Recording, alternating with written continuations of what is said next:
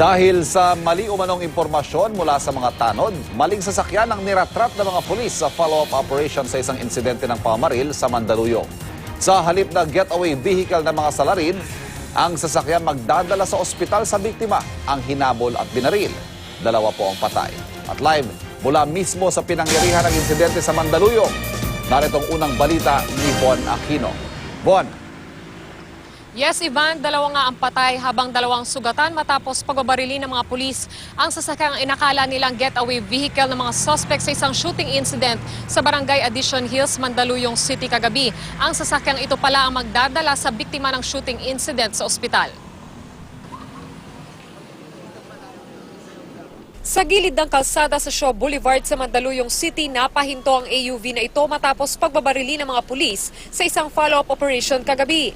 Bago ito, isang insidente ng pamamaril ang nangyari sa Barangay Addition Hills kung saan tinamaan ang biktimang si Jonalyn Ambaan. Tumakas itong mga suspect.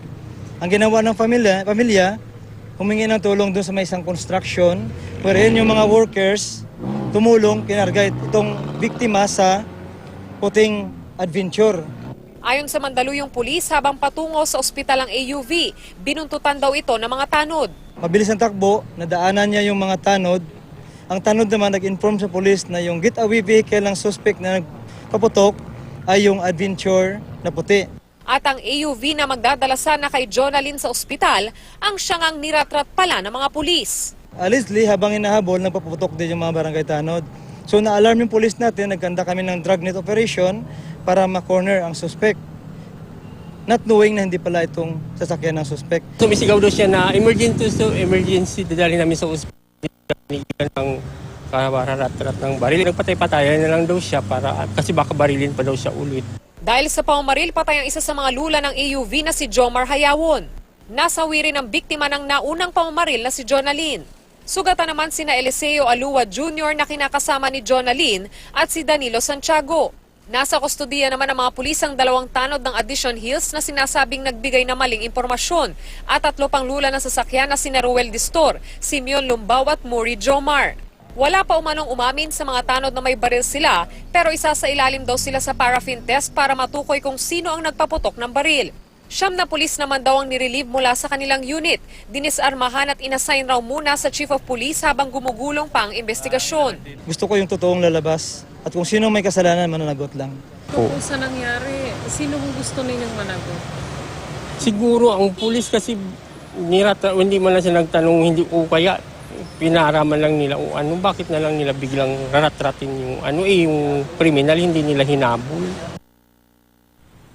Ivan, tumanggi muna ang Chief of Police na pangalanan ito mga pulis na sangkot nga sa insidente habang gumugulong pa yung kanilang investigasyon. Ivan? Yung mga tanod, Bon, nakausap na ba ng mga miyembro ng media? May paliwanag na ba sila? Ivan, pagdating natin dito kagabi, sinabi agad ng mga pulis na nasa kustodiya na nila itong dalawang tanod kaya wala na tayong pagkakataon para makausap sila. Ivan?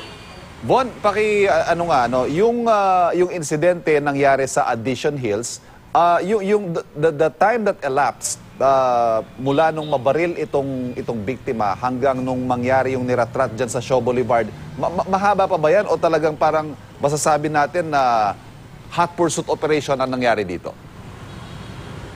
Ivan, kung makikita natin doon sa oras, 10:20 raw nangyari itong pamamaril doon sa Barangay Addition Hills. At wala pang alas 11 ng gabi nangyari itong pamamaril nga dito sa Shaw Boulevard. Supposedly, malapit lang daw yung Freedom Park kung saan nangyari yung unang pamamaril doon sa ospital. Kaya lang hindi raw pamilyar yung nag-drive nitong AUV kung saan yung ospital na pagdadalhan. Kaya dito sila napadaan sa Shaw Boulevard. Ivan? Okay. Ito namang lulan nitong niratrat na sasakyan, magkakaano sila? Alam natin na yung biktima mismo, yung si Jonalyn at yung kanyang kinakasama, magkarelasyon sila. Yung dalawa, itong may-ari ng sasakyan, specifically, sino siya, kaano-ano nitong biktima?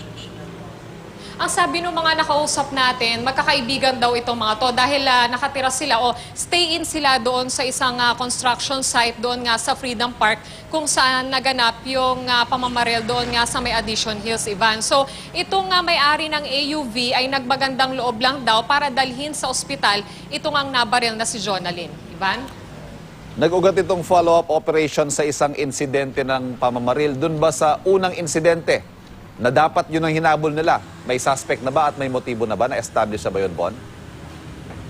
Iba nang nakausap natin tungkol dyan ay yung kapatid ni Eliseo at ang sinasabi niya, yun daw driver no, o yung worker nung nagbebenta o nagde-deliver ng gasol, ang siyang namaril doon kay Jonalyn. No, nakaaway daw nito yung isa sa mga construction worker at nung aawat daw itong si Eliseo ay sinundan siya nitong si Jonalyn at nang namaril nga itong suspect ay si Jonalyn yung tinamaan. So kilala naman o kilala nila sa muka, hindi lang natin sure kung kilala nila sa pangalan itong sinasabing suspect pero nagde-deliver daw ng gasol itong suspect. Ivan? Okay, mamaya po, karagdagang detalye at development sa balitang yan. Maraming salamat sa iyo, Bon Aquino.